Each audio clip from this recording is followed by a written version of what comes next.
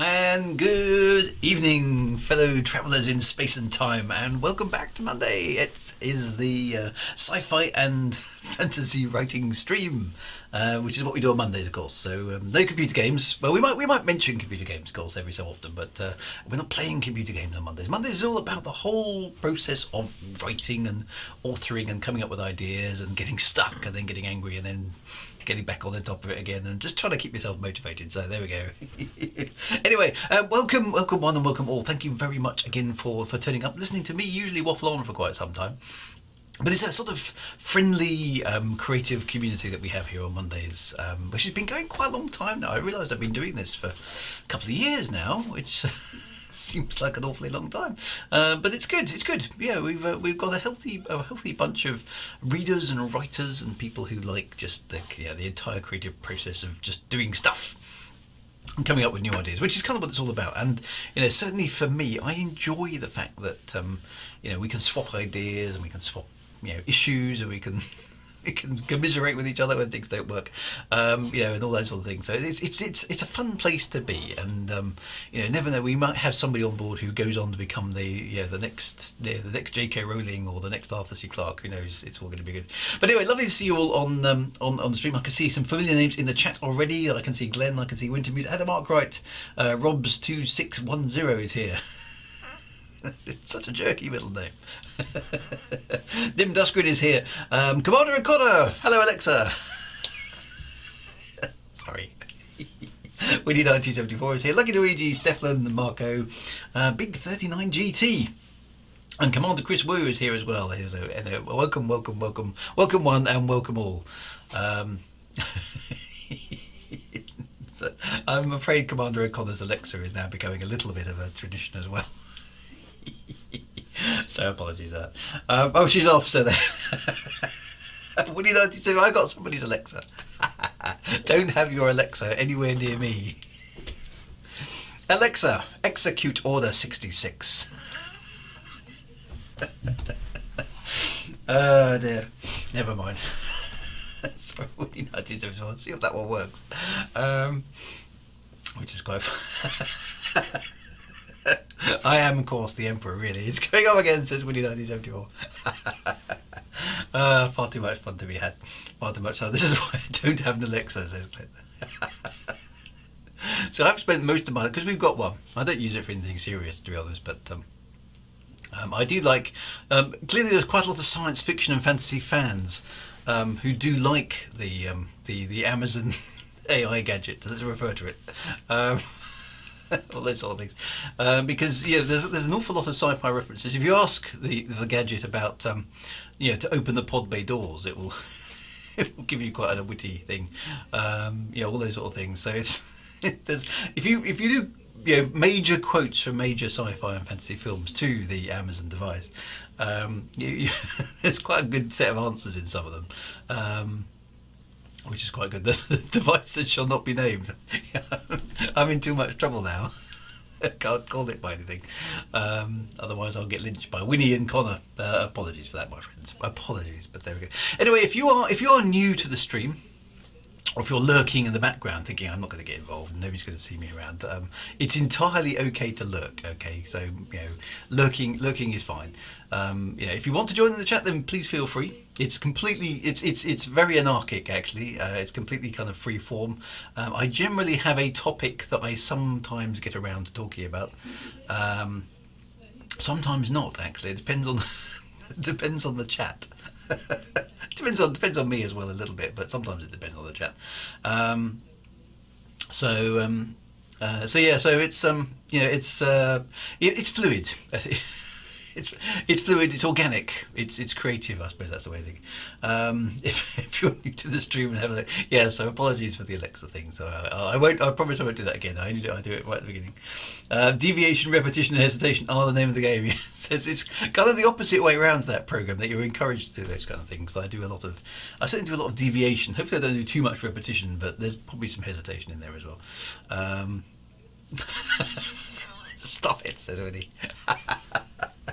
Oh dear, it's not good. It's not good. Ordinary brother, hello. So I'm no. I'm not going to not say that word now. I'm safe. That's any problem with it. There's no what that the device that shall not be named needs is some sort of authentication protocol, doesn't it? Because at the moment anybody can talk to your device that shall not be named and ask it to do things. So it should really it should really respond with, "I'm sorry, you're not an authorized user of this device," or something along those lines. Some sort of voice print identification security system. I don't know. Would that make it? Yeah, you want to be. I want to be able to say to the device that shall not be named, only accept commands from this voice print, please. I think that would be a very cool sci-fi thing to be able to do. You can rename. I think, but you can't rename it to anything you like, can you? I think you can rename it to a selection of things. I think we've got one of ours. My son has renamed his to computer, so if you just say the word computer, it does its thing. I don't think it's got I don't think you can turn it to anything you like. That the keyword has to be one of a select few. But there we go. Cyril Meekin says, good to finally catch a stream rather than having to watch up on YouTube as well. What's the waffle? We're still waffling. I don't even know what the subject of the waffle is, or the topic. We're near the topic. So there we go. Adam Arkwright said, what's your take on recent events in Elite Dangerous? Depends which events you're talking about, really. No, you can't change it to Cortana. Can you rename it to Hal? No, that would be good, wouldn't it? But you can ask it to open the pod bay doors. That's quite good fun. I will do, just to cover that one off, Adam, I will do an Elite Dangerous stream at some point. I'm sort of waiting for the update 7, which I've kind of lost a bit of track of. I think it's coming out soon, maybe this week or next week. I don't really know. I'm sure it will appear on my feed at some point, but I haven't seen it yet. So once that comes out, then I'll do another Elite Dangerous stream, because I haven't done one of those for months now. And we can talk a little bit about stuff at the game. It will not be the official Frontier narrative stream, that's for sure. It'll be the unofficial one. I haven't been reading about it, so no, I haven't caught up on the narrative at the moment. No, I know that Salvation and Aegis were competing, but I haven't caught up. Too many other things to be doing, I'm afraid. So there we go. So I shall catch up on that before. Once I got update 7, then there's something to look at for me. So that'd be good. Can you rename it to Holly and have it respond with Saki remarks? Yeah, wouldn't it be good? I don't think you can. Authenticator useful for holding, someone using. Yeah, so I think the device that shall not be named does need some sort of voice print identification or something like that. That would be quite good. And Glenn, we had a 9 streams of conscious paperback sale from the UK, so excellent. Whoever it was in the UK who bought a copy of our book, we appreciate that. That's a book that we wrote on this stream quite a while back now. 9 authors, 15 stories, all collaborating using Twitch. That was all quite good stuff. So good news. We sold a copy, which is good. Now, vaguely heading in the direction of the topic. And again, feel free to chuck kind of writing, creative type questions into the chat at any time, because that's kind of really the purpose of this stream, is to have people who either are seasoned writers, all that sort of stuff, in here, maybe answer questions from the chat, or to talk things through with me, and see what we have in common, or what we don't have in common, all those kind of things. If you're an aspiring writer and you think, well, I'd like to write a book, I'd like to write a story, but where do I start? This, hopefully this is a stream for you as well. It's you can get some encouragement here, and you can ask any questions you like about the whole writing process. So if you've ever had even the vaguest intention of maybe writing a story or writing a book, then this is a good place to sort of just ask any questions you like. So feel free to chuck those into the chat. It's absolutely fine at any particular point in time. That will work quite well. So there's I know it's a cliche, and writers aren't supposed to use cliches, but lucky rabbit's foot, touch wood, etc. But the teacup is mighty. Yes, I think it's Saturn Saturn in a cup of tea, which I think is presumably a reference to the fact that Saturn is overall less dense than water. Obviously, you can't really float the planet Saturn in a cup of tea. That would be mad. But there we go. So there we go. Adam says, "Have you ever written a story that was very similar work? Do you mean to somebody else's work or something like that?" Maybe clarify the question a bit for me there, Adam. That'd be good. Abana the Wicked says, "Hey Drew." Hello, Abana the Wicked. Good to see you too. Yeah,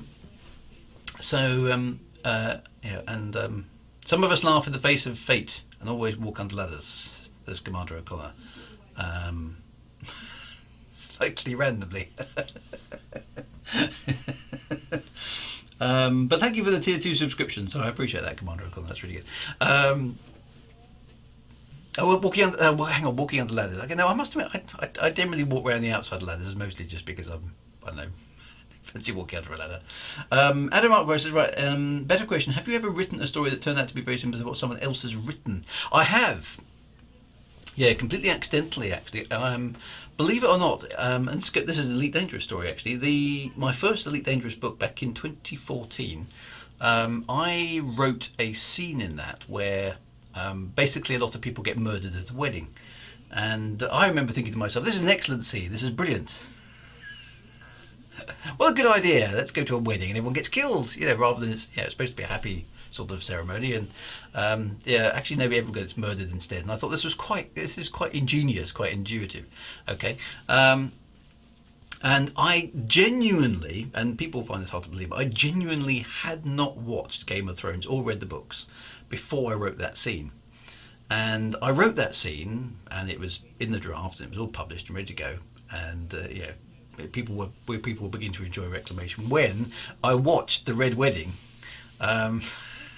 On Game of Thrones, and I was like, damn, nobody is going to believe that I didn't pinch this from Game of Thrones.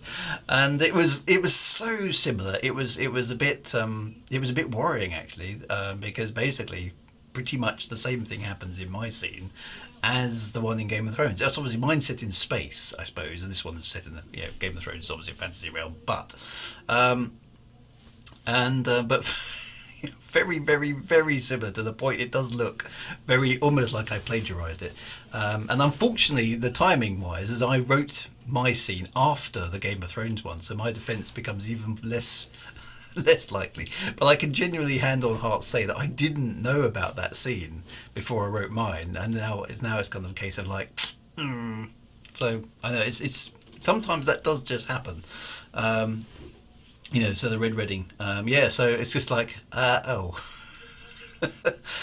think it's quite hard to, it's sometimes, that genuinely was completely accidental. I just thought, well, wouldn't it be cool if, to be fair, mine isn't exactly the same, because basically I have a bunch of musicians who turn up a little bit sort of mafia style with guns inside violin cases. And then proceed to murder everybody at the wedding. So it's not quite the same, but there's a lot of murdering going on at a wedding. So it's kind of like one of those things. There's a scene in Monty Python and the Holy Grail where the wedding guests were murdered. I think you've got maybe did. Trouble is, subliminal things do show up. I've noticed this. What did I watch the other day? I'm just trying to think. It was something really old. It was. I tell you what it was. It was the original Karate Kid movie, back with Ralph Macchio. I think it's Ralph Macchio and Elizabeth Shue. Really old movie. A classic '80s movie, Karate Kid. And I noticed in that, and I don't know, maybe somebody can tell me when the original Karate Kid was made, because it'd be interesting to know the timing. I could look it up, but I'm talking to you guys. Somebody's Google will be able to tell me. I was watching it, and then there's a couple of scenes in it, and a couple of bits of dialogue. I thought, I've definitely put something like that in one of my books. And it completely ask Alexa. Alexa, when was the Karate Kid film made? Dear. And I watched it and thought, damn, I've pitched that, and I hadn't done it consciously. This is the interesting thing. You can accidentally plagiarize things. I genuinely think this is the thing, because I remember thinking, I've used that. I have definitely used that. Almost, 1984. There you go. So I was must have been, well, when I was probably 13 or 14 that year, depending on which end of the year it came out. So I'm quite impressionable. I'm a 13-year-old. I'm a teenager. And there's the hero. Learning the martial arts, getting the girl, having the what was his name? Mr. Miyagi. I love the way that my stream is clear enough that I can issue instructions to Alexa throughout the entire planet. That does appeal to my megalomania. So I was obviously quite impressionable at the age of 13, and that's about the time I started writing as well. So, I was obviously absorbing movies and books and things like a sponge, and you absorb a huge amount of stuff, and some of that stuff does come back out in your creative works. Sometimes inadvertently. And I've noticed a few movies, a few of those old 80s movies that I've rewatched recently. I've thought, damn, I can now I know where that came from. Woody Speakers are next to the Echo Spot accident. So it's interesting. I think you can accidentally plagiarise things without actually being conscious of it, and then suddenly somebody will point out, well, you pinched that from the so and so film, and you go, yeah, I did actually. I didn't mean to. So I think you have got to be a little bit careful. But it is, Commander O'Connor, you're quite right. Finding something in any creative profession that's not been done before is near impossible. Photography and video production is a classic example. So yeah, so you obviously you've got to exercise some caution. I think if you deliberately plagiarise something, then obviously that's not really excusable. But you can certainly be inspired by things. And I've certainly been inspired by things over the years. And I think I'd like to write something like that, just because I enjoyed that, whatever it was, so much. Stephen Curious, Alexa, add the Shameless song to my shopping list. Buy 7,000 copies.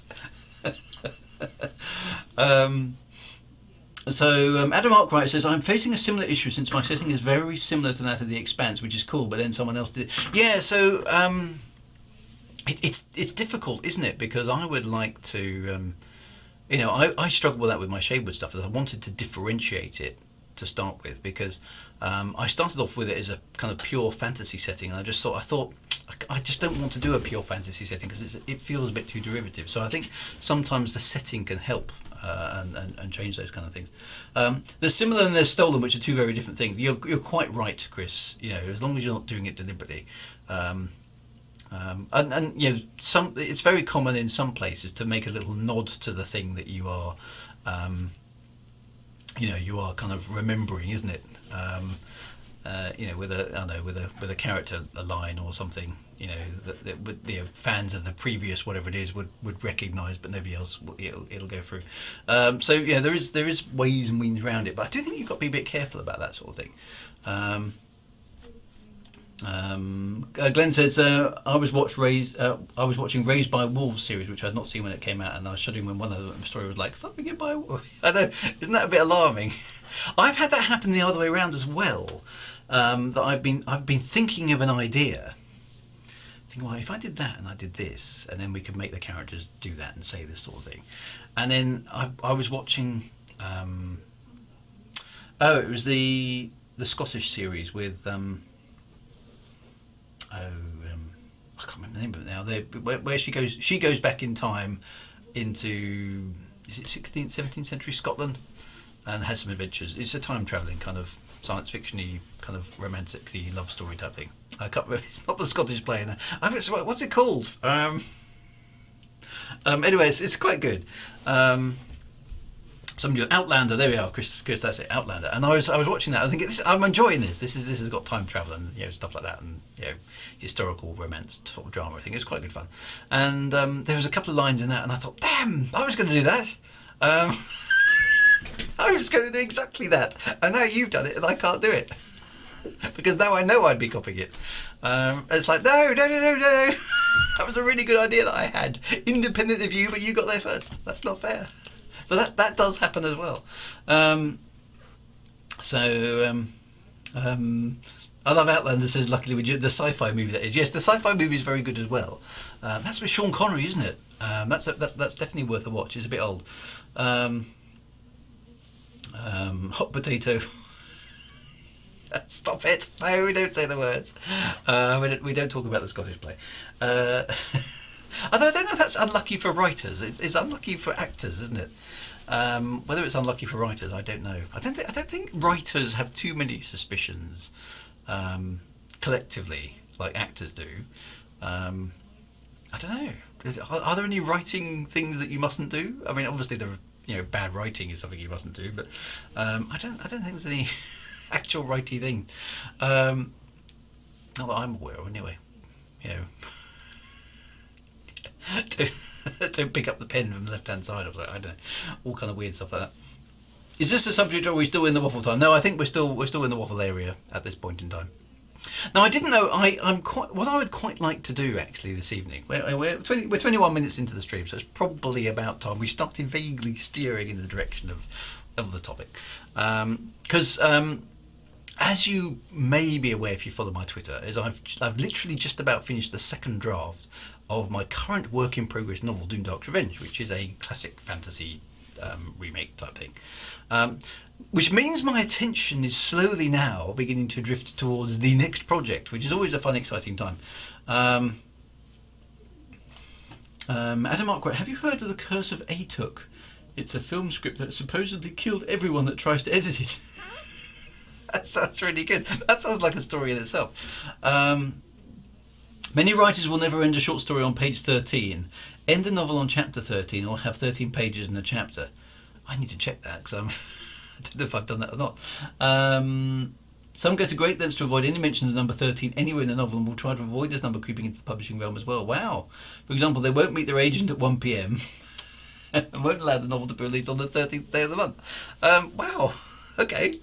I must admit, I'm not a superstitious person at all. Lucky rabbits would touch foot. But I'm genuinely not all that bothered by things like that. I kind of just think that that's just weird, to be honest. If that's the thing, wow, okay. Yeah, avoiding 13s, I suppose that makes it. Glenn says, Drew, have you ever changed a scene when you discover a similarity to some other story? I haven't, actually, no. I've stuck with what I wrote, because as long as I'm confident that I came up with it independently, I think that's fair. So the wedding scene that I've already alluded to, I kept it pretty much as I imagined it, because I thought, well, that's what I imagined. I didn't, I came up with that on my own. So as far as I'm concerned, I invented it. The fact that somebody else has had a similar idea is probably more a reflection of, we need a dramatic event to happen here. Some characters are coming together. Let's use a wedding, because why not? It's already an emotionally charged event. It's quite a handy thing to have other things spiking off. So I think that's okay. But if I've come up with something and actually I've gone, I'm really ripping that off Star Wars or Star Trek or Battlestar Galactica or whatever it happens to be, and that's kind of been done, then it won't normally have got out of the plotting stage for me, because as you know, I'm a plotter, not a pantser. So I plot everything out in detail. And if I think that's too derivative, or it looks, everyone's going to go, oh, that was the scene from so and so. Then I generally will have edited it out long before I started actually writing it. That tended to be me. So some writers refuse to begin the work until they at least have an acceptable working title. Others won't give their writing a title until it's 100% complete. That's J.K. Rowling's only superstition. She will never type the title page of a novel until the book's finished. That's interesting. So no, I must admit, I'm a bit boring there actually. I don't have any wacky habits. The only thing I do is I suppose I do actually. The one I have is I have an item, an artifact. Those of you who watch this stream lots of times will know what it is. I have an artifact that appears in all of my books, and it's in every single book. Well, not every single book. It's in every single. It's either in an individual book or it's in one of the books in the series. Let's put it like that. There's an item that appears all the time. Maybe George R.R. Martin stole the idea from me. You never know. Yeah. So I do. is that a superstition? It's more a sort of little mark that it's me, really. Um, I don't know. Is that a superstition? Maybe it is. Um, that's odd. Then at the end, like those high rises in America that don't have a 13th floor. I must admit, that freaked me out because I used to work in the Canary Wharf building in London. In London, it's not the city; it's the U-bendy bit. Isle of Dogs, that's it, in London. And I used to work in the Canary Wharf building, which is, well, back then it was pretty much the only skyscraper. Now it's surrounded by lots of others. It's the big pointy building basically in the middle of Canary Wharf. And you go up that, it doesn't have a 13th floor either. And actually my sons, who were very young at the time when I worked there, were terrified of me working in that building because it was featured in Doctor Who, and on the 13th floor in Doctor Who there were loads and loads of Daleks. So I did have to explain to them that actually there wasn't a 13th floor in the building. It went straight from 12 to 14. Which was, and so I remember thinking, what a stupid thing to do. I mean, why are people so suspicious about the number 13? I hadn't realised it actually featured in buildings. So I've been in lots of buildings, and there's a 13th floor, and it's just been perfectly sensible that it's the number that comes after 12. Whereas in the Canary Wharf building, there wasn't a 13th floor. It just went straight to 14, which I mean it's just an arbitrary thing, isn't it? But I realise it's more common worldwide than I thought. This fear of certain numbers, and in different cultures it's different numbers, isn't it? So it's weird. I don't know, odd. Rob, it says it's not a hat. No, it isn't a hat. No, good guess though. Toy Story. Many of you know that the combination on the back of Andy's mom's car reads A113. This license number is a callback to room A113 at the California Institute of Arts, where countless animators studied graphic design and character animation. Wow. Okay. So, those little, I suppose they're Easter eggs. That's what you'd call them in games development. Easter eggs, these little things for people to spot. That's really weird. It sounds like a good reason to imagine the reason that it's in many of your books, and then write a book about it. Such sort of recursive system going on. The 13th floor thing is a thing here in the US for some silly reason. I think it's really odd. Just that you'd actually, people are that suspicious that actually is a thing when it comes to architectural design of buildings. Actually, no, we're not going to have a 13th floor. But it's just a number. I don't know. It's weird, isn't it? Superstition's never really been something that I've been all that bothered about. Yeah, it doesn't matter if you call it floor 14. Everyone knows it really is. Well, it's the 13th floor up, isn't it? You count upwards. That's how numbers work. I'm always. It always makes me chuckle. And I quite often say it out loud, which annoys my family. When we go to Tesco's, which if you don't have Tesco's in your country, it's just basically a supermarket chain.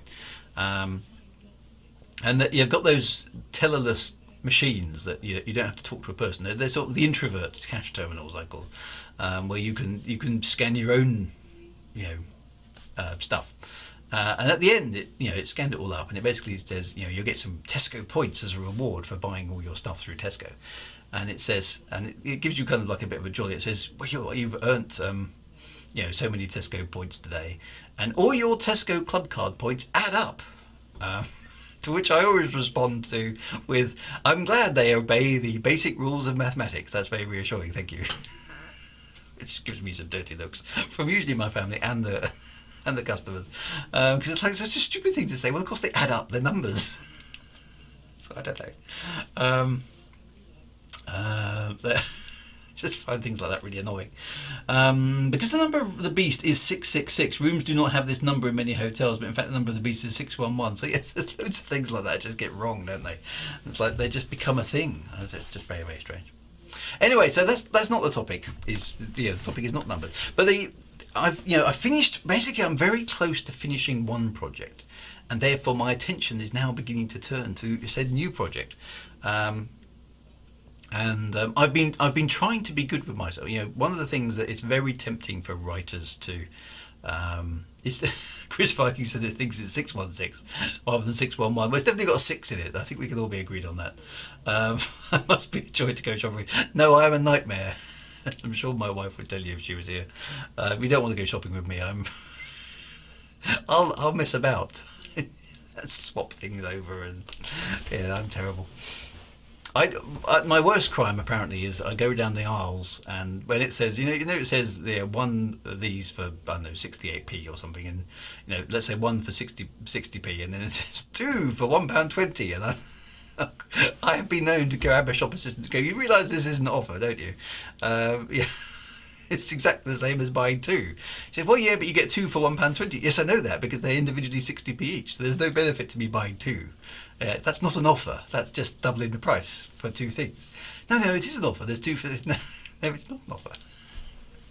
It can go on for a while. So new project. So I thought it would be a good opportunity to start talking about law and narrative. Okay, so these things get very, very confused, and they're always like holy grail type things in the writing community. Oh, you're talking about the law. You're talking about talking about narrative. And they're sometimes very confused things. Chris fucking says, personally, what I want to do with my current fantasy project is partially inspired by Hornblower, Aubrey Maturin, Sharp, Bark Scenarion, and I wouldn't take things from them, but I feel I want to do something of that kind of vein. So yeah, so you can mash up everything that's inspired you and turn it into something new. I think that's what creativity is, isn't it? I mean, you've got to learn from somewhere. I think that's totally valid, Chris. Mad Monk said, what annoys me is when people are stood in the supermarket debating whether to get a strawberry or raspberry yop when they like both and they're cheaper to buy both in the long run. Rob's 2610, is your project set in the Shadewood universe? Yes, it is. Okay, so what I've literally sort of cracked open this week is I'm working out the law, and we'll go back and define the word law in a bit, because it's not some weird magical thing that you have to conjure up out of nothing, but I'm working on the law of what's going on. Okay, so very, very short plot summary. Humanity had to leave the Earth. There were multiple generation ships that went out. One generation ship ended up in the Shadewood planet that you've already read about in my series. We know what happened there. That's the Shadewood saga story that I've already written. But there were others that went to different places, and what happened to them. So that's what I'm basically working out now. And so I'm sitting down working, and it's not very exotic. It's an Excel spreadsheet. It's like Excel spreadsheet, yay! I have this lovely idea that law should be this.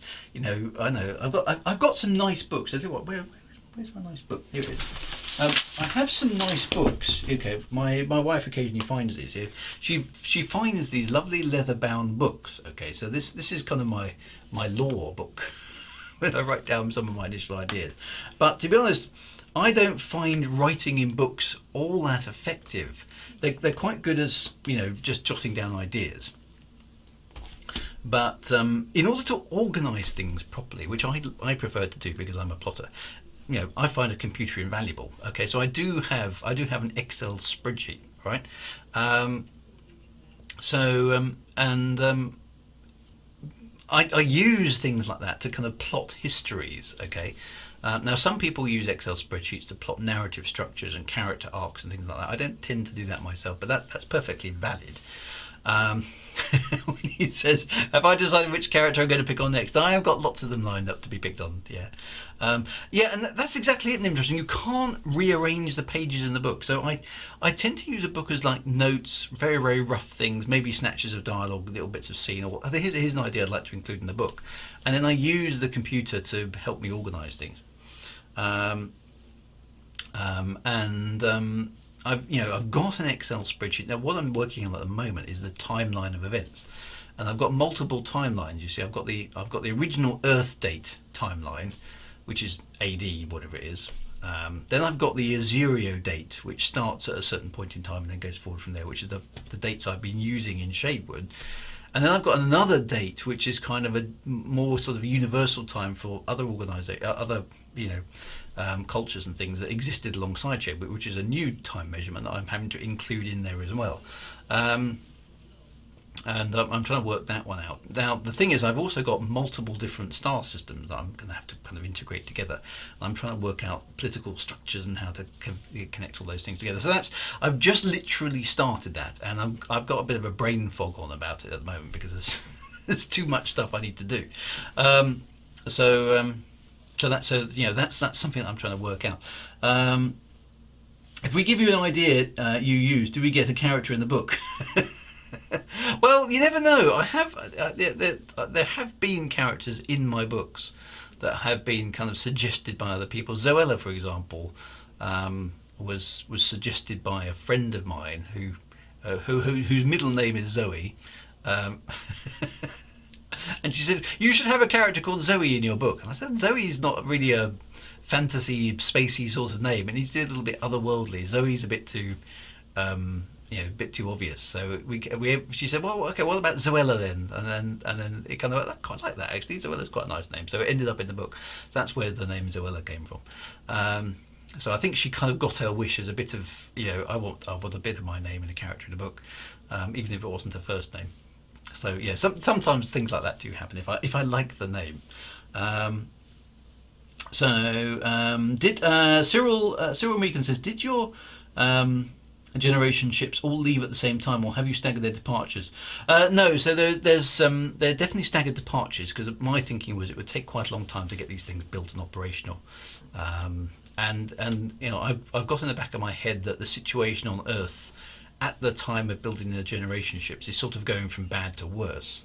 So the early ones are set off, quite well organised, and the later ones it starts getting a bit more chaotic as they depart. So that's there's definitely time, and they're going to different places, so they're not all at the same distance from the Earth.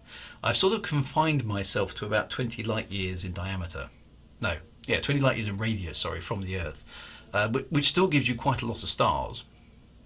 That's as far as I kind of want to push the Shadewood universe for the time being. So it's pretty small, self-contained compared to some other things. But there's enough there for me to kind of work on at the moment, and that's realistic for how far this sort of tech generation ship would have got in that period of time. So I'm kind of playing with that sort of idea. So to answer Winnie's question, is the next series based on multiple systems? Yes, it is. The assumption that these generation ships went out there and some of those ships were successful in founding other colonies. So that's good. Feather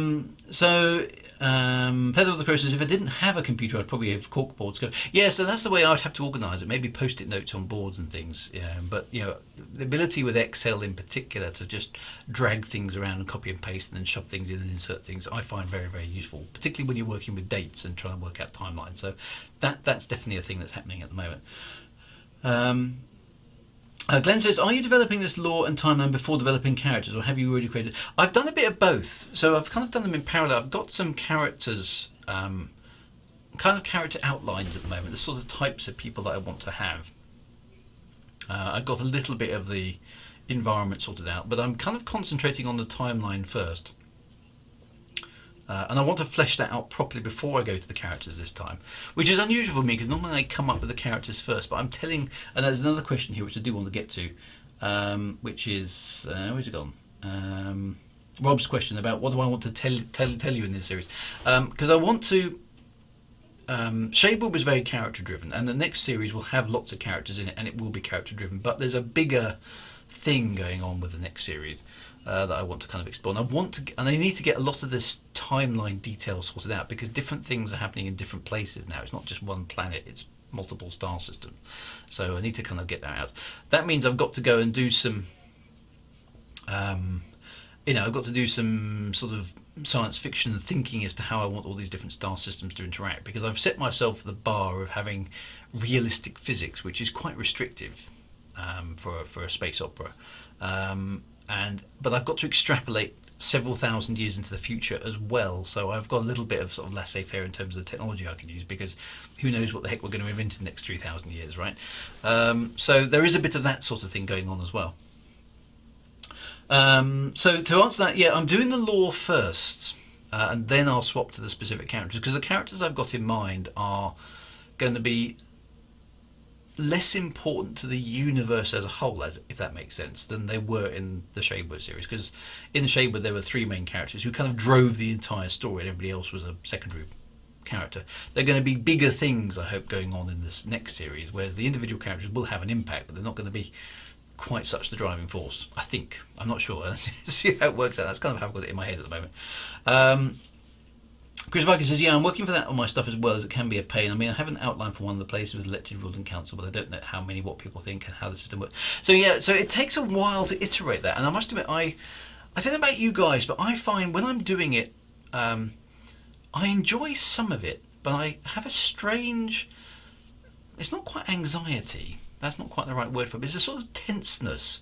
When I haven't got it sorted out, and I know it's possible to sort it out, there's a sort of odd and slightly unpleasant tenseness about trying to get the Excel spreadsheet to do what you want it to do. And I don't mean by using Excel, I mean, this is the creative stuff that I'm trying to put into the tool. And I haven't quite got it to flow, and that bit doesn't quite line up with this bit. And it's kind of an unresolved creative tension, I suppose, which feels a little bit like anxiety, but it isn't anxiety, which is slightly uncomfortable. And I find it, I don't like putting it down without it resolved. And of course, you can't resolve it in one sitting. You just can't, because there's too much stuff. So it niggles at your brain. I haven't fixed out the timeline problem between 2600 and 2800. I need a better thing, and your brain won't let it go. It's really annoying. So there we go. So anyway, to get to Rob's question, ask us location. What story do you want to tell us in the series? So this is the overriding.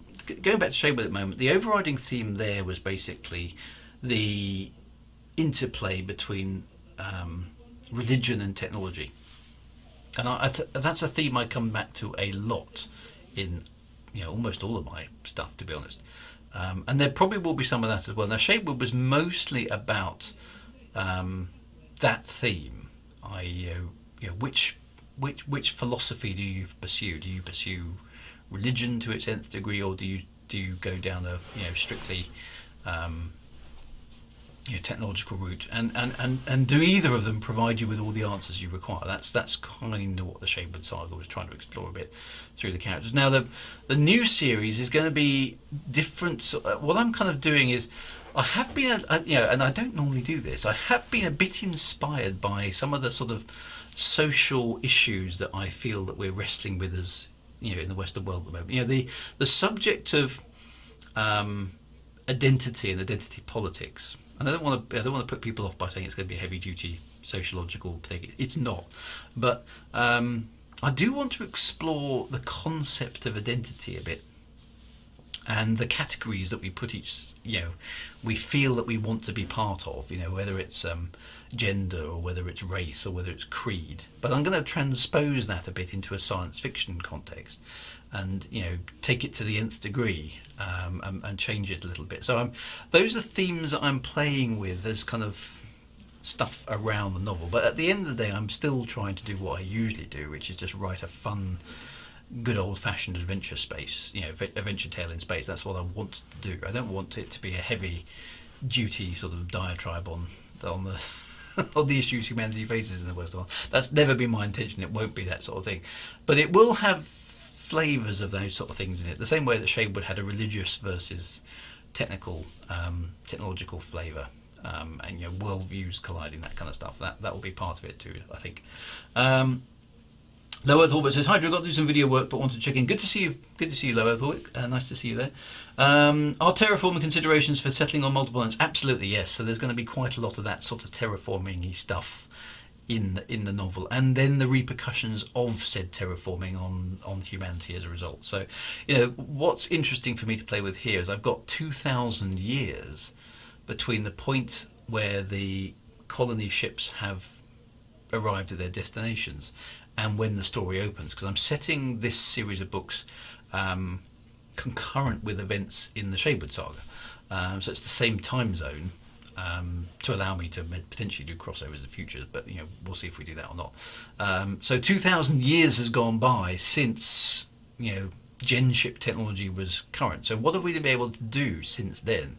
Terraforming is one thing, and various other bits and pieces. What's that done to humanity? What does humanity look like with another 2,000 years of technological progress? Question, all those sort of things.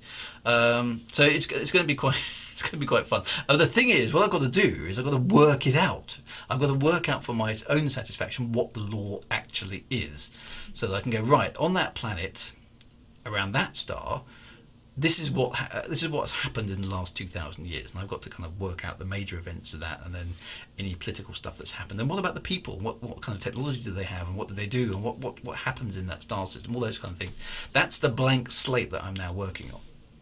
Which kind of brings me back to the topic, which is let's talk about lore for a moment, okay? So I've for my sins, actually, I don't know quite where I inherited this title from, and I'm not sure I deserve it actually, because I'm not really. I certainly am not by any stretch of the imagination. I mean, people have described me as the lore master for Elite Dangerous, and I don't think I am. I'm not sure there is a lore master for Elite Dangerous. I have taken an interest in the lore, okay, and I've tried to, because that's what I do, okay. It's a habit of mine to like basically, right, let's get this thing organised, let's put it down in some kind of logical context so we can appreciate what it is. Otherwise, if it's not written down, and it's not categorised, and it's not tidied up, then it's like, well, it's just a vast collection of stuff which isn't very well organised.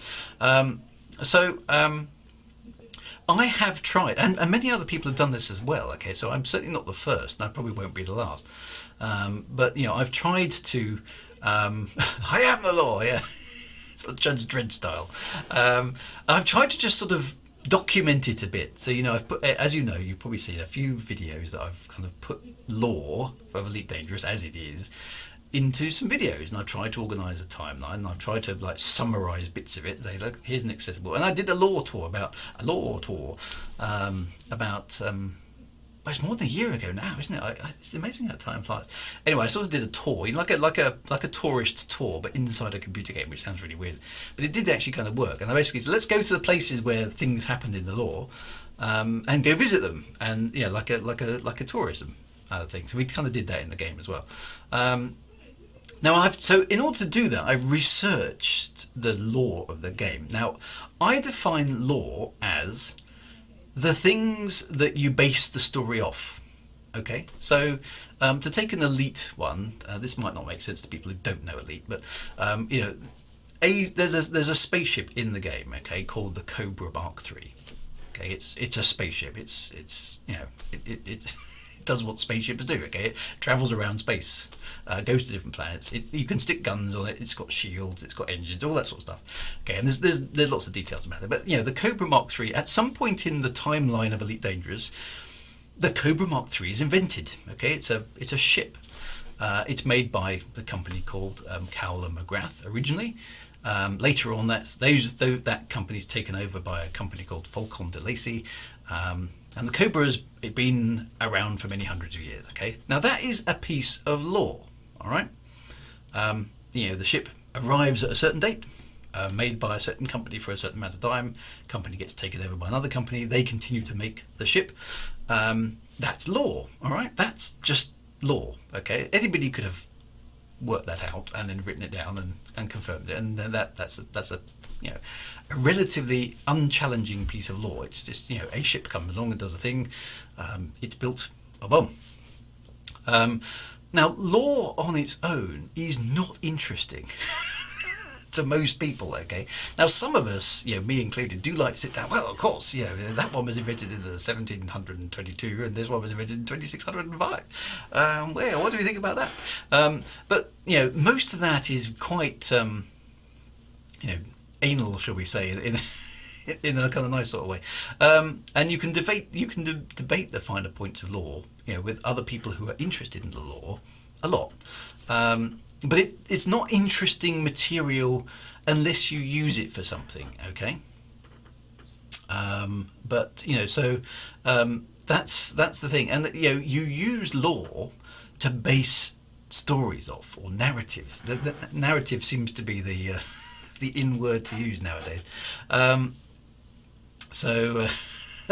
now have a picture in my head of Drew dressed as Judge Dredd, proclaiming, "I am Lord." I've got a picture like that somewhere, actually. Somebody made me one. When he says, "Will you ever go back to Earth in the Shadewood universe in the current timeline to show how mashed in the planet is?" Yes, there is a plan. Segueing back into that for a moment, there is a plan to go back to the Earth, maybe in a prequel series or something like that. I'm not quite sure how I'll do it, but I do want to go back and see what the Earth is like in the Shadewood universe. Yes. Drew, Drew may not be the law master, but he's the only one talking about the law. So the thing is, law is supposed to be your kind of background encyclopedia of facts, okay, about the thing that you are writing a story about. So you don't need to have some law for your construct, right? You don't need to have any, but it, when you start out. But as you write a narrative, your characters and the places you visit and stuff, you've got to have you've got to have some consideration that the places that your characters are visiting and the places and the people your characters have got some history. Okay, so if I took Shaber without any law, they encounter the Mobilus ship, okay, which happens in book 1. Okay, well, where did that ship come from? How come that ship is more advanced than some of the other stuff that's around? What's the history of the city where they start off? Who founded that city? Why does that city exist? Does it trade with another city? How does that work? Is there a currency? How do they feed the population? Do they go fishing? Do they farm? What do they do? So all those. If you need some of those details, and you don't need that many of them, but you need some to make your world feel like a world, okay, or your planet, or your continent, or your island, or whatever it is that you're writing about, you need some background stuff in order to make it kind of feel like a place. All right. Now that you may not have developed in advance of writing the story. Okay, you may write the story, and those things fall out of the creative process of writing the story. Or you may take the view that you want to work out that sort of background information in advance of writing the story.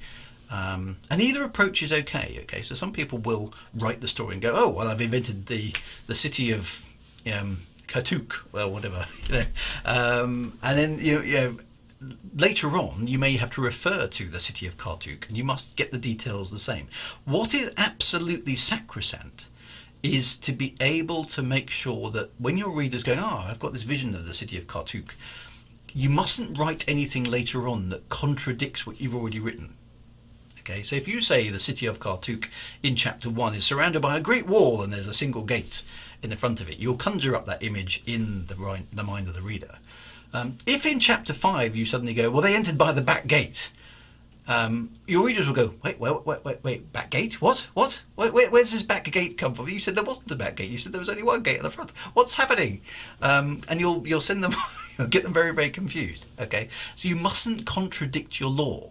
Okay, your law should be the foundation. Okay, and it's difficult when you're pantstring your book sometimes to not get that wrong, which is why sometimes it doesn't work. So law should be your foundation. In of itself, law isn't very interesting. Okay, so law is basically just the sort of background stuff. So the city was founded 100 years ago. It's unique because it has a wall that's only got one gate. Okay, that's a piece of law. That's okay. What you mustn't do is suddenly there was another gate. What? It's like, oh, and there's some towers now. Well, hang on, the towers weren't there before. Where did they come from? Those sorts of things, okay. You can invent some things, okay. So you can have, but you've got to be a little bit careful how you do it. You can have, like say secret passages and other things being discovered. But you should in an ideal world, you, the narrator, should have. The person who's created this, whatever it is that you're creating, should have figured out that actually there's a secret passage there in the law already. It's just I haven't described it yet in the story, so not all the details have come through. That's a better way, I personally think, of doing it. So Rob, law is it's a kind of fictional history. So but your law, I think, should be true to itself. In law, you should be 100%. It should be 100% honest, should I say. So it's not like a kind of actual history where some of the facts are open to dispute. In your law that you created, that should be 100% exactly what's actually there. In your narrative, and your characters can be arguing, no, the city's never had a secret passage, don't be ridiculous. Yes, it has, I saw it. You can do that sort of obfuscation using the narrative, but your law should basically say, is there a secret passage or not? And you should define that and then base your story around that kind of thing. In my humble opinion, anyway, that's how I view your law. What I really think is poor from a kind of storytelling perspective is when you change the law to accommodate the fact that your story doesn't make sense, or you got some weakness in your story that you have. Let's just change that. That never happened. We're updating the law. It's like so the city's always had two gates, but that means that story that happened in chapter 1 doesn't make sense anymore, because if there was a second gate, they would have just gone out the back, right? Why didn't they just go out the back? Oh, well, that was then. It's like it just devalues the whole thing. There's a massive difference between author knowledge and character. That's a really good way of putting it, Chris. And so the author, i.e. you, the person who's creating the fictional world, you should be omniscient, okay? You know everything. You shouldn't, if there's an area where you don't know everything because you just haven't spent any time there developing it, if you need it, go develop it. If you don't need to develop that bit, because you can't do everything, if you don't need to develop that bit, don't set any story elements over there. Develop it if you need it. I've got lots of cities in Shadewood, for example, where the characters don't spend much time there, so I don't need to develop much about them. There's a place called Denesia, and it's been abandoned. It's all ramshackle and broken down. Nobody lives there anymore, apart from some sort of wild men who run around throwing spears. It's clearly an abandoned city. I put in in the law there's been a battle for it, and it was abandoned due to plague and various other bits and pieces. That's all the law development I did, because I didn't need any more, because we never went back there again. So that sort of thing is okay. But law is really just the essence, the omniscient view that you have of the world you're creating. You've created it. Let's say if we start at year 0 and it's now year 100, all the events that happened in those times in your fictional world, that you want to refer to in your story, you should be able to articulate the boring details of what happened. Okay, it should be very dispassionate. At year 10 there was a battle. These guys won. These guys lost. This city was destroyed, it's now a ruin. This city survived, it was rebuilt, they put a wall around it. There's a tower in the middle, it's got a glass thing, and it's got a crystal sphere or something. Whatever those things are, write them down. That's your law. But don't contradict your law later on for convenience of trying to work something out. That's the bit that really goes wrong.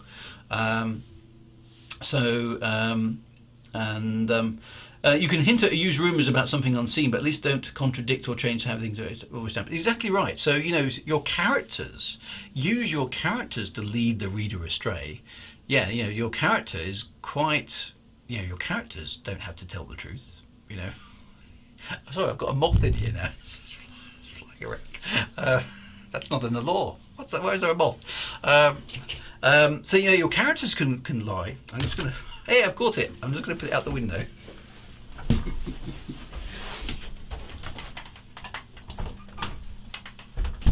There we go. This bastard thing, because they've got all these bright lights in here, of course. It's the moths going, yay! Party time! Space moth. It was a space moth, that's right. And when you're in a first person limited perspective, this is probably a bit different, but you need to have your law straight as the author. Yeah, you see, depending on, if you're writing, I tend to write third person because I prefer it. So my characters, some of them will know stuff and some of them won't. Some of them, but your characters are human, okay? Sometimes they're going to lie. Sometimes they're going to make stuff up that sounds plausible. And sometimes they genuinely will think they know something true, but they just heard it from some guy down the pub who was lying as well. So your characters can be completely unreliable custodians of the law, okay? They can make up anything, but you as the author need to know what the actual truth of all the arrangements actually is, because then you can write consistently, even if your characters are going off all over the place, okay? That was the law moth. Maybe I shouldn't have evicted it. Just because you know the law as the author doesn't mean you have to reveal it to the reader. No, exactly. So you can keep them in the dark about all sorts of stuff. To do that. Now, that is basically law. So, with the Elite Dangerous thing, I'm not really the law master. Sorry to kind of burst that particular bubble, because I'm just somebody who took an interest in the law, okay? and went through documenting various bits of it, and I've done a fair bit of it. But I'm by no means the most prolific, I wouldn't say. I think Obsidian Ant's done quite a few lore videos, and I'm pretty sure quite a few other people have as well over the time. So there's lots of lore focused people. I suppose I've tried to do mine consistently, and maybe in the same style on a regular basis. Maybe that's helped. And I've always taken an interest in the lore. Because I think it's an interesting universe and stuff, but unfortunately it's kind of gone a bit off the rails in the last few years, to the point it doesn't really make a lot of sense anymore.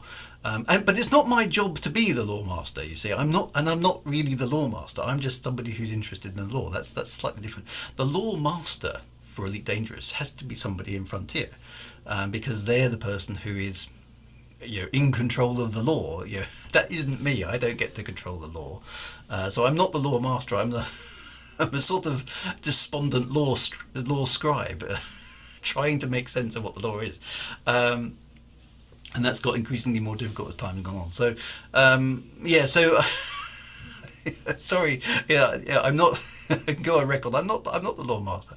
I'm just interested in it. I'm less interested in it now because I feel like they've devalued it so much over the last few years, because they just haven't maintained it and haven't kept it consistent, and they haven't reinforced it, which is a bit of a shame. But lore to me is a fundamental underpinning for story, or as a lot of people will now call it, narrative. But a narrative is just a fancy word for a story, okay? But the two are not the same. Okay, the two are not the same. Lore is the basic facts. Okay, not embellished, not made up, not hyped, not turned into adventures. That's the world of narrative. Hopefully we're back again.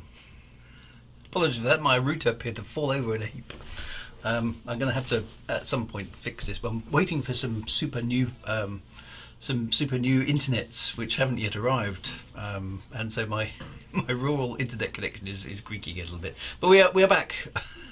We have returned. Maybe it was a moth of doom. Maybe a bit of cable or something. I don't know. Anyway, so let me catch up with the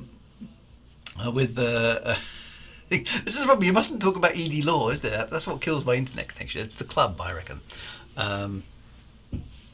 So I apologize. My internet is a bit raw. This usually holds together okay, but it decided to completely fall apart this evening. So it's probably my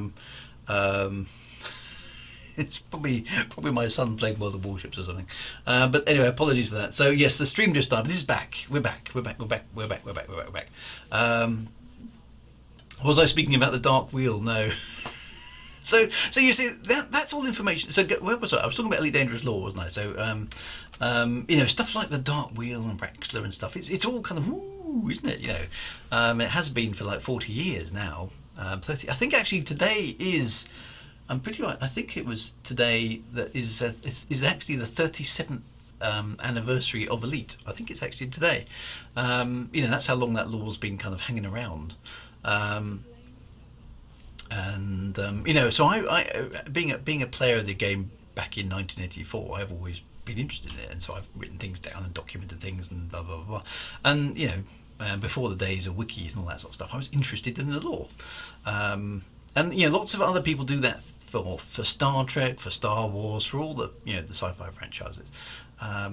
And often the players and the fans know the lore way better than the people who actually created the thing.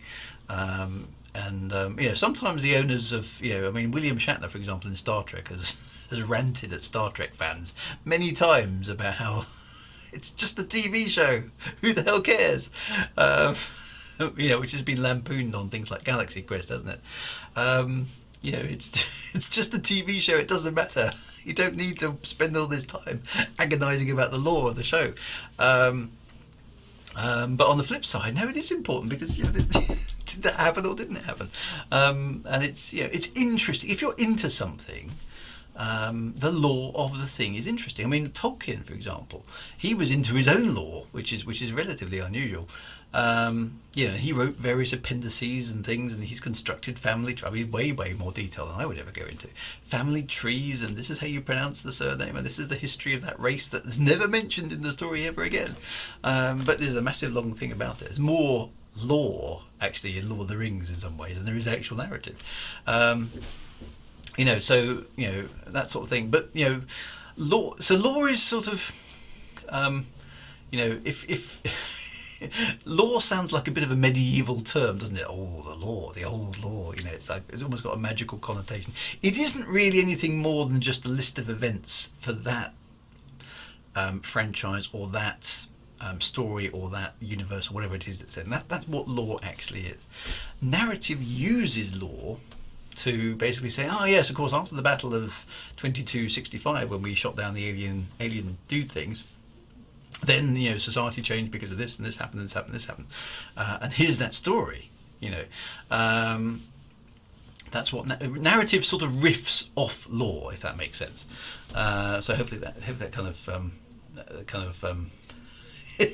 I've just got up with some of the chat now. It's just reappeared.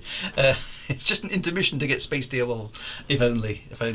But that's the heart of the story, is the thing that makes the story. Yeah. So lore is just a bunch of facts, which aren't real facts, obviously, but they're facts that are real in that universe. So in the battle of XYZ, the ABCs won and the EFs didn't win.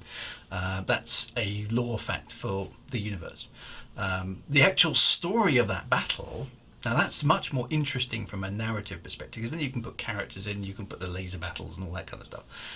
The lore is just the bare bones, dry material that you base the narrative off. So it's not any more than that. There's nothing magical about lore. There's not, the magic and the interesting stuff, if you like, happens in the narrative.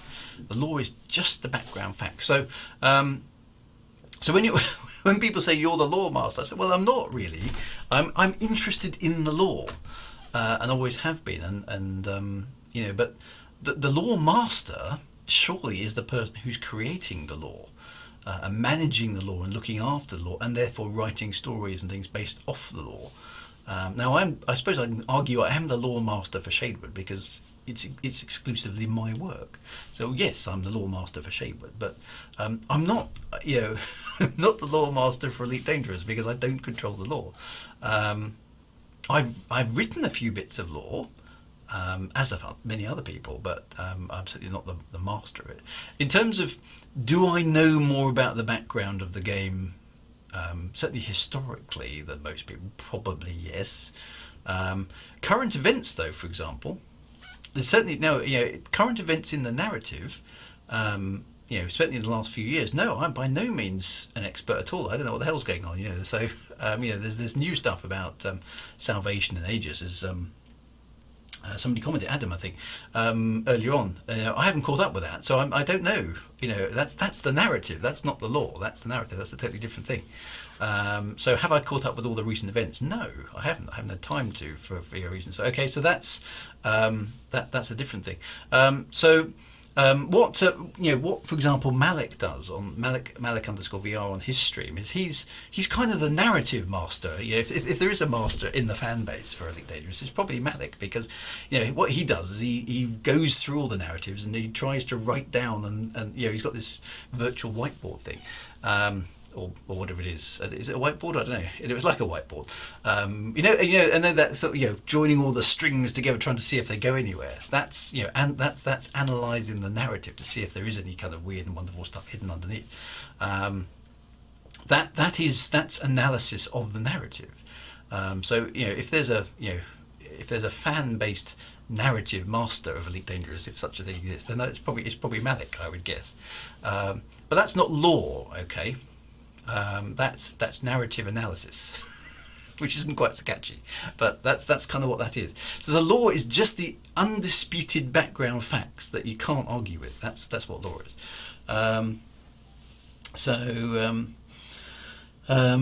Only Only the true law master denies his law. Of course, I would say that, wouldn't I? Yes. Freaky Deaky Dude says, "Good evening, Drew. Just got here, and yeah, I haven't missed your stream this week. What's the waffle this week?" Well, we're trying to vaguely define law and narrative. I'm not sure if I'm doing a good job of this or not. But for me, law is something that you don't change, okay? Because it's the essence, it's the underpinnings of the universe that you're in, okay? It's history, it's historical stuff that has occurred. Now you can base all sorts of fantastical stories off that, but you shouldn't be able to get away from the fact the law is the law. The law is the law. LORE is the LAW, if that makes sense. Because if you change the law, and this you get into this thing called a retcon, okay? Now, if you make a conscious decision to retcon your law, now this is what's happened in, Star Trek, for example. A recent example, Star Trek the movies. The ones with Chris, what's his name? Chris. Anyway, you know what I mean. They've made a conscious decision to retcon the Star Trek universe. Okay, so the 5-year mission that Captain Kirk and Mr. Spock went on in the original TV series didn't happen in the Star Trek movie universe. Something, the timeline shifted or whatever it happens to be.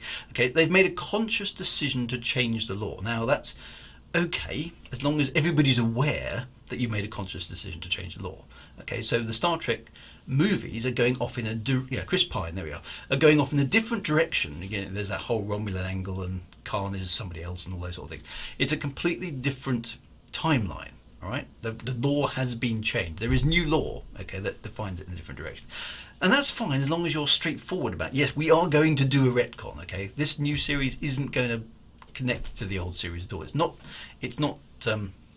connected in the order of events. Okay.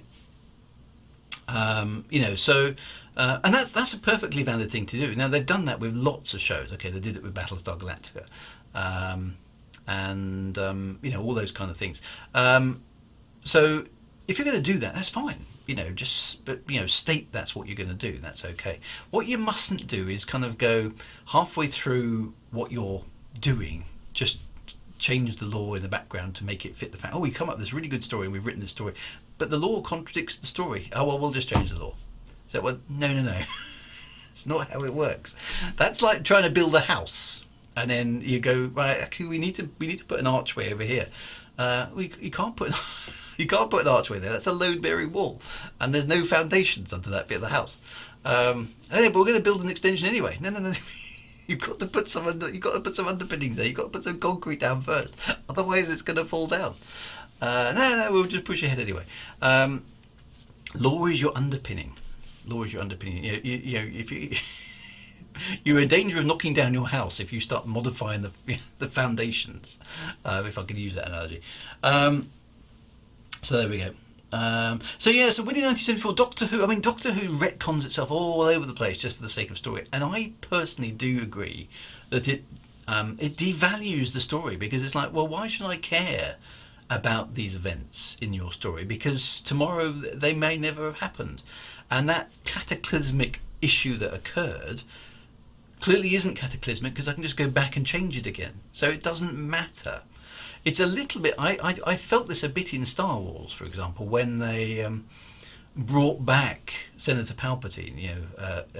It's not Senator, Emperor Palpatine. As the Sith Lord at the end of the new set of Star Wars. It's like, well, it kind of invalidates Anakin Skywalker's redemption arc to me, because Anakin starts off as a precocious kid. Then he, becomes an irritating teenager.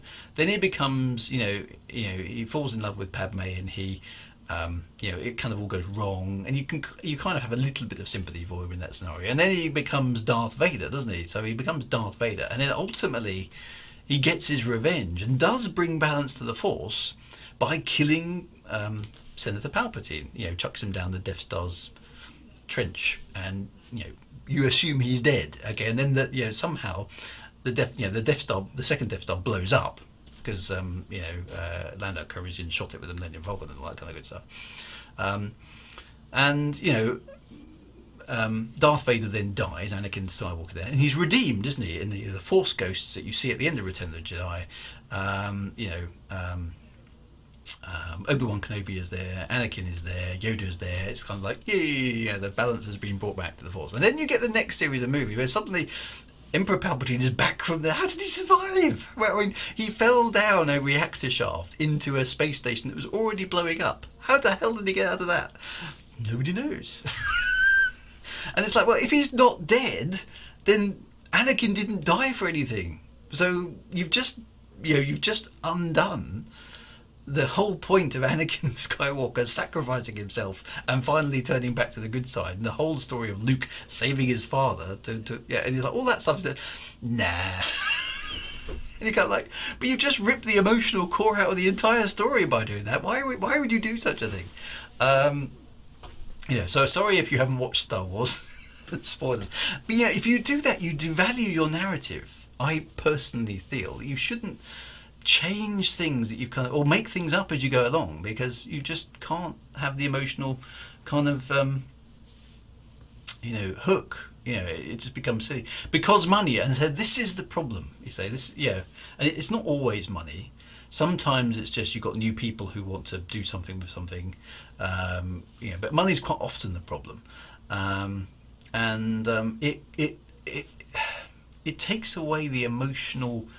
Some things you should stop and just say, that's it, we're going to do something new. So for example, Star Wars, The Mandalorian, absolutely fabulous writing throughout. I was watching it thinking, this is really good. I was a bit wary at the ending when they brought Luke Skywalker back, but it kind of went okay. But overall, The Mandalorian, best piece of Star Wars that's been out since Return of the Jedi. It's way, way better than the original trilogy, and way, way better than the post trilogy. Much more authentic, I felt, to the Star Wars universe than in the actual films. So that's how to expand your franchise if you want to. You can still use Star Wars as a brand and then just do new stories. But why you feel you have to go and edit the lore of the original stuff to write new stories? To me, it's, smacks of sort of amateurism and poor quality. It's not the right way to do things. I don't know. Most of the pointless last few movies just told us stuff instead of actually showing it. So all that. There's lots about. This is the way. It's really good. Lore and narrative are not the same thing. So you can be into the lore and not be into the narrative, and you can be into the narrative and not be into the lore. That's absolutely fine. So, Mandalorian, Clone Wars. I must admit, I just watched a little bit of the first episode of The Bad Batch, which is Star Wars. My son's into those animated ones, and actually, it was pretty good. I only watched the first half an hour or so, but actually quite good. And Rogue One, you see, Rogue One again. Part of the reason Rogue One is really good is because it has lore which defines how it starts and defines how it ends. There's no way to not follow the story. It has to follow the lore, because we know that the Tantive 4, is it Tantive 4 or Tantive 6?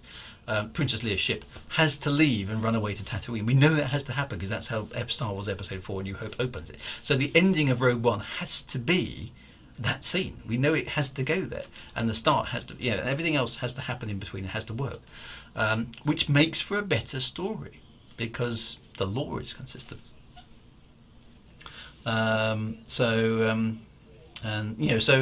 People who understand what's going on in that franchise, and that's a danger, I think, and that we've seen that quite a lot, where the people who own the property don't know the lore properly. And I'll leave that one there.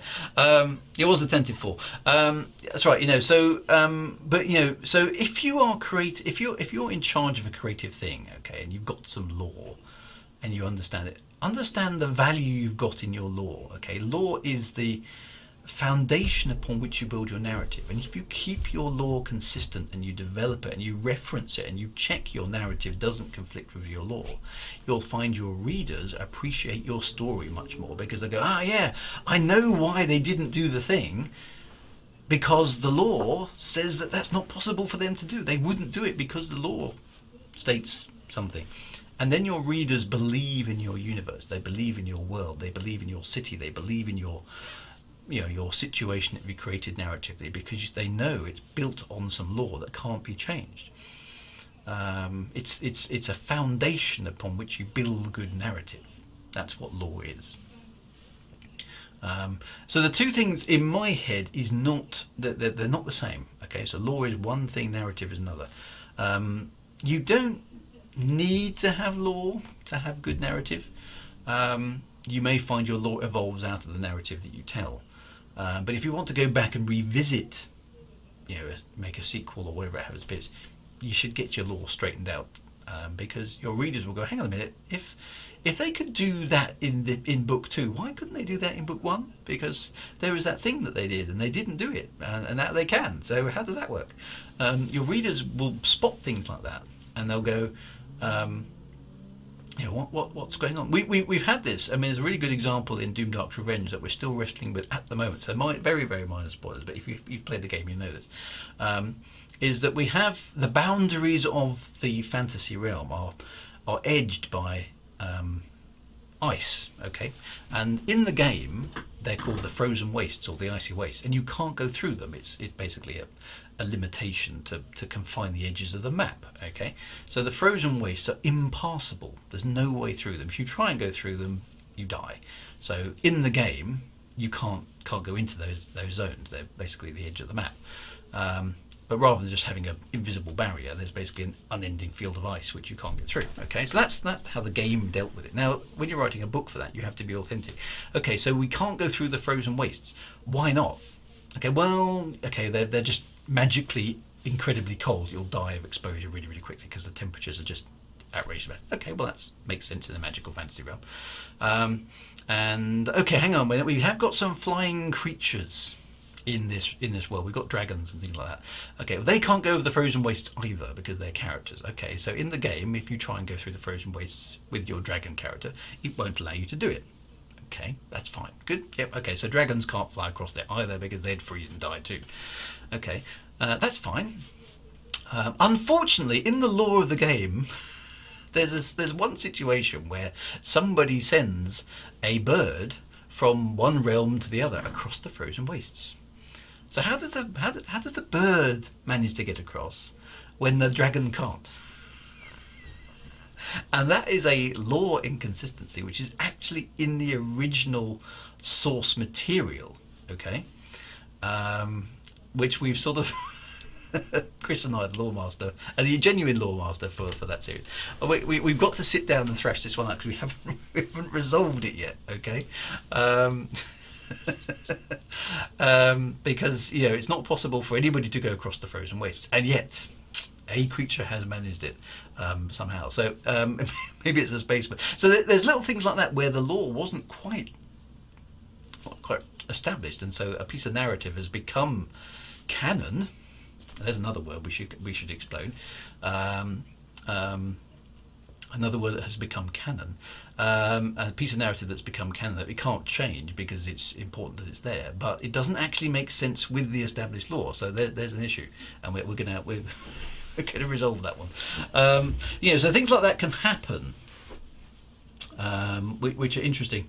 How do dragons fly? It's magic, yeah. Well, I mean, you can sort of wave it away with a bit of magic, but to my mind, it needs a little bit more thoughtful consideration to come up with something a little bit more plausible. So things like that. So we need to investigate sort of things. And so I mentioned the word canon. There's another one that we need to have a little bit of think about. So the canon. What does the canon mean? Is canon the same as lore or not? And so canon is the established is not quite the same as lore and narrative. So narrative is the story, all right? Narrative is the story that you base on the law. The law are the basic facts, okay, of things that happen. Now, the canon is kind of the history, okay, but it's the arguable history of your world. So the canon is the events and stories that took place historically in your realm. All right.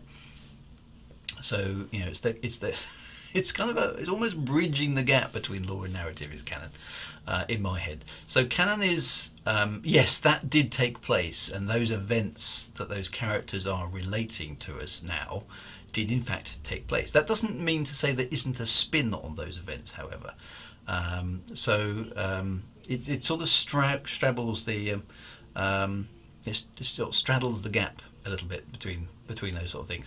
The canon is the established set of events that took place, whereas the law is more just the bare fact of those events, and the narratives are the stories that are told about those events. So there's a sort of continuum, I suppose, of law to canon to narrative. That's the way to say it.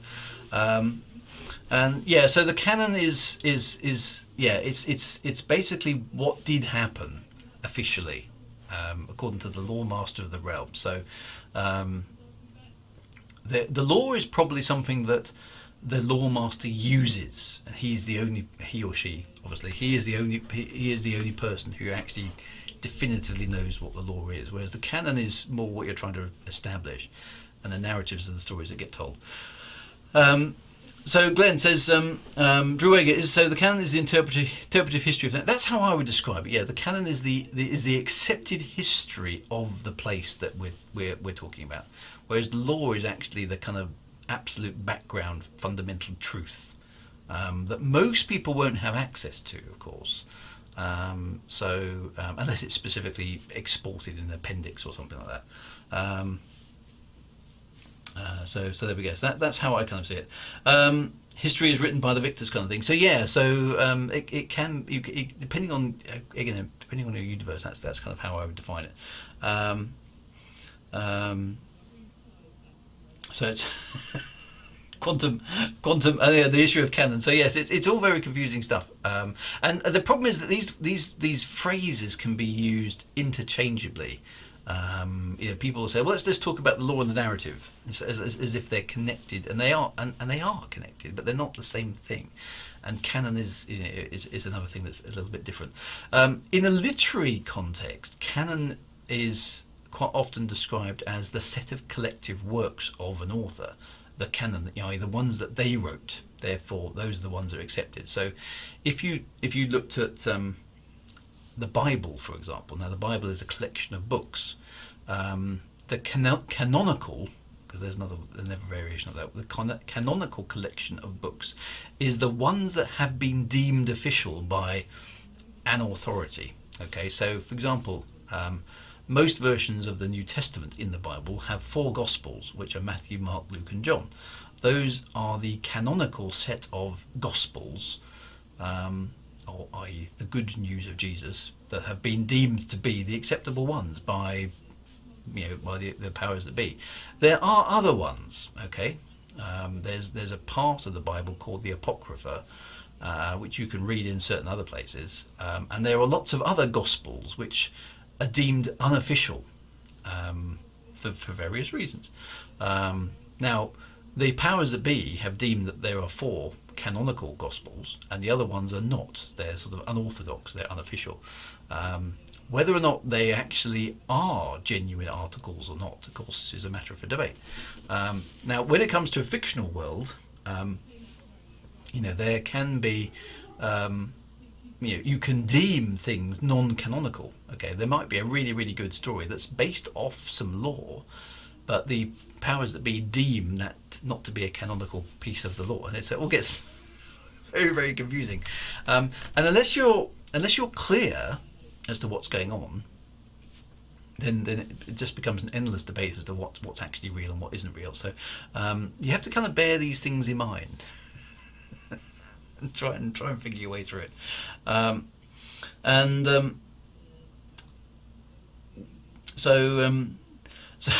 So Drew, in an appendix, do you put law or canon in there? So my view is appendix is for law. the appendices for lore. It could be a timeline. I mean, Tolkien features a timeline quite often. His appendix, hierarchies, family trees, brief descriptions of certain events. That's definitely lore. I would say. The canon situation, I think, comes up when you have situations where there are, for whatever reason, there might be conflicting timelines, or there might be conflicting genealogies, or there might be conflicting sets of events, or something like that. They say, hang on, in this story, these events happened in this particular time frame, and then in this story, other events happened in the same time frame, and they seem to conflict. One of them can't be right in the game world, or the book world, or whatever it happens to be. Which one is the canonical one? We need to, that needs to be worked out. So people make mistakes, right? Authors make mistakes, lore masters make mistakes, games designers make mistakes, RPG people make mistakes. You will notice in everybody's body of work there are places where they got it wrong. And events conflict, and so at some point you have to go, okay, well, which is actually the correct one? We're going to go with that. I mean, in games it happens quite a lot, because I mean, for example, again, look at Elite, where you've got Frontier First Encounters, the previous game. That had a multi-branching story. Okay, so depending on what you did in the game, and lots of other games like this with branching storylines, if you were good or bad at various parts of the game, then the story would diverge into different endings. Okay, now when you come to put a sequel together, which of those events is the correct one? Okay, you have to choose one and say, well, that's the canonical version of that story, even though there were multiple different outcomes. So those are the sort of things that go. So there we go. So don't take the dragons out. And yeah, Man vs. Books, and the universe has had a lot of contributors over time. People always argue about what is canon. So yeah, and yeah, those arguments are fun, but they're futile. There's not much you can do about it, I'm afraid, because yeah, if you have multiple contributors, then some people will put more emphasis on some things, and then you get factions and sides, and people say, follow the Gord, no, follow the Saviour, which is endlessly lampooned in Monty Python. So some stuff has to be, sometimes have to be changed, and sometimes things are changed just for IP reasons. They say, well, we didn't write that bit, although everybody likes it, we don't own it, so we can't base anything new off it because we haven't got the rights to do so. So we're going to basically say it never happened. IP rights and copyright can change those sort of things as well.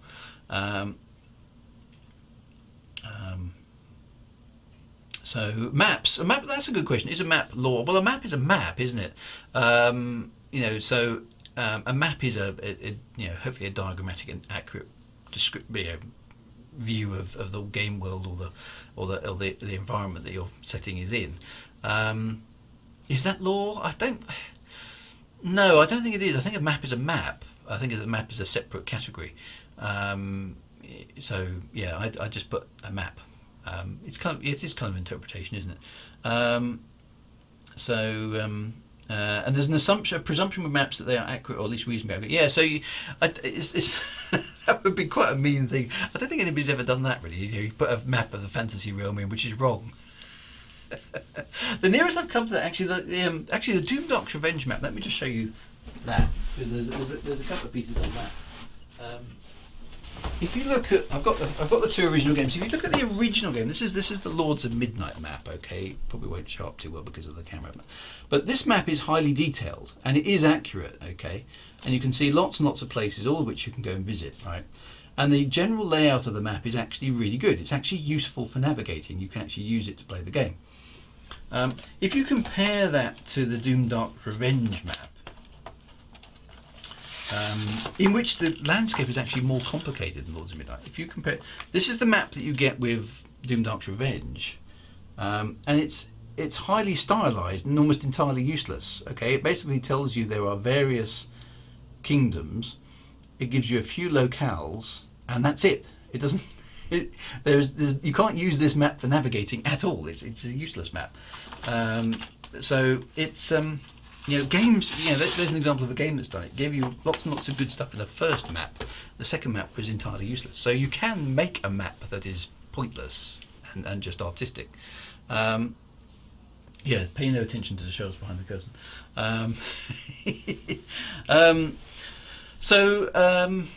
All of those things add to the universe you created. But I think the big lesson to take away from it as a writer, as an author, is to make it consistent. Don't randomly change things. Don't invent things and then take them away.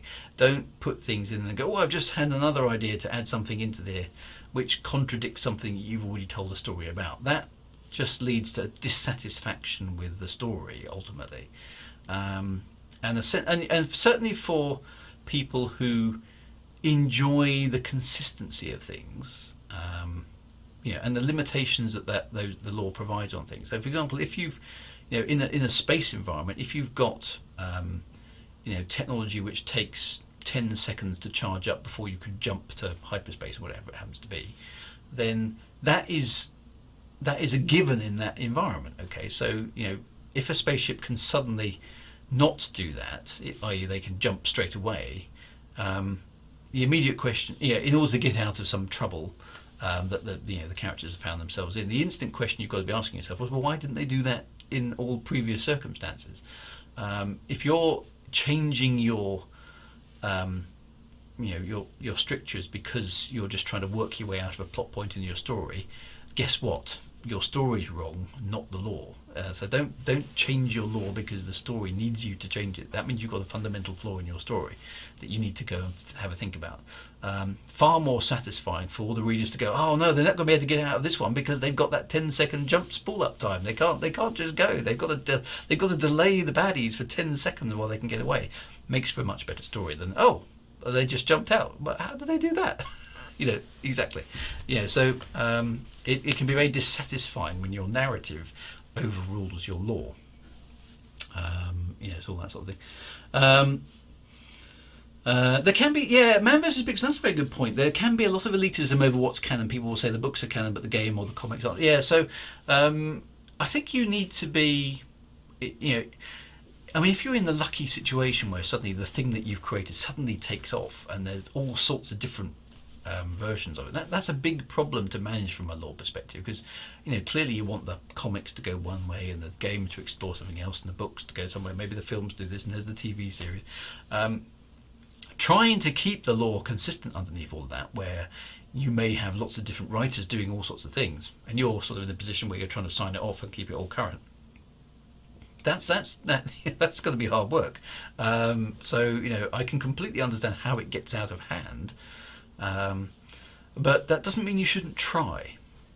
And I think sometimes there's a temptation to give up too early.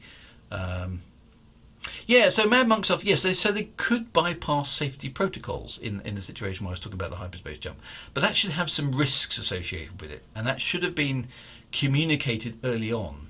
So Elite's a good example of this. Okay, so if you the old law of the game said that if you mucked about with your hyperspace transit system, you ran the danger of what was called a missed jump, i.e. if you pushed it too hard, you didn't service your ship properly, there was a danger that your hyperdrive would malfunction and chuck you out, goodness knows where. Okay, so there was a risk associated with, pushing the envelope a bit, and that's a good thing, because it should be in the back of your mind as a reader in that situation. Oh, hang on, this could go wrong.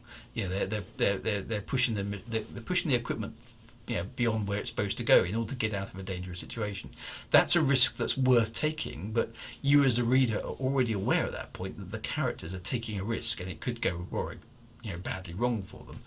In which case you're interested to know what happens next, because there's a possibility that the hyperdrive is going to go bang and they're going to be in all sorts of problems. So that's good creative tension for writing. All that sort of stuff. So in summary then, I apologise for the hole in my stream halfway through. So law background facts, okay, probably quite dry, probably quite boring a lot of the time, unless you're really into the facts and the figures, which some people are, okay, which is why Wikipedia exists, okay, and any of those kind of systems. Narrative is the story. Story doesn't have to always be true. Doesn't the characters don't have to be telling the truth. They could be lying. They could be all sorts of things. Stories are stories. Okay, stories are interpretation of things, and the canon sort of sits in between the two. Canon is the accepted history of things that did actually occur, and there might be some interpretation of events inside those sort of things as well, which are potentially ambiguous. So there we go. So hopefully that makes sense. So am I the lore master for Elite Dangerous? No, I'm not. I'm not really. I don't know who. Yeah, some people have given me that title. It's not a title I can really accept, I'm afraid, because I'm certainly interested. I'm certainly interested, and I have studied it a lot, and I like looking it up and researching it and trying to put it together. But that's me trying to assemble it from the outside. The real lore master. I suppose it probably is David Braben. I mean, who else can it be after all this time? I suppose it could have been Michael Brooks at one point, but I think ultimately David Braben has the sign-off on everything. So it kind of has to be him. He's the Elite Dangerous lore master, if there is one. In terms of the narrative, that's definitely not me. So I'm not up to speed with all of the events that are going on. Those are bits of narrative, right? So. So is there a narrative master? Yeah, there probably is, but it isn't me, right? I think the closest thing we've got from what I've seen. I haven't watched too many of his streams because, to be honest, analysing narrative endlessly doesn't really interest me all that much. I think that's probably Malik, because he likes to go through all the story threads and try and see if he can pick out things that connect them all sorts of up. So if you like. If you need a master, I suspect it's somebody like Malik. I don't know if that is actually Malik, because there's lots of other streamers now who come on and do Elite Dangerous stuff. But so and these things don't really matter anyway. Okay, so they're just sort of made up titles. But that's how I see lore and narrative and things like that. They're different things. Okay, so but for writing, if you're writing and you're creating, I think putting some emphasis on your lore is extremely important. And it's a solid foundation from which you can build narrative that your readers are going to care about, because the thing that you want people to come away from your work is going, yeah, that was just brilliant. How that story built up because of and you could see where it was all going, and then maybe you could predict this, maybe you couldn't predict this, but yeah, in hindsight you can see how it all slotted together. That's what you want. You don't want people to be coming away with it, well, that was stupid, because I mean, if they did that, well, then why didn't they do that in chapter 2? You don't want that kind of, no, that was naff, that was silly, that's a complete plot hole. You can avoid a lot of plot holes with good lore. That's my view. I'm the lore librarian. I'll take that. I'm the lore librarian. Doesn't sound quite so exciting, does it? Can we appoint you lore master by acclamation? Maybe, yeah. I mean, maybe it's too late, and I should have stamped on it earlier. But there we go. Never mind. I'm certainly not let's put it. I'm certainly not a decision maker in the lore. I'm only an observer. I have contributed a few bits to the lore, but that was a long time ago now. Coming up for 5 years, so it's kind of absolute history. It's historic archive stuff.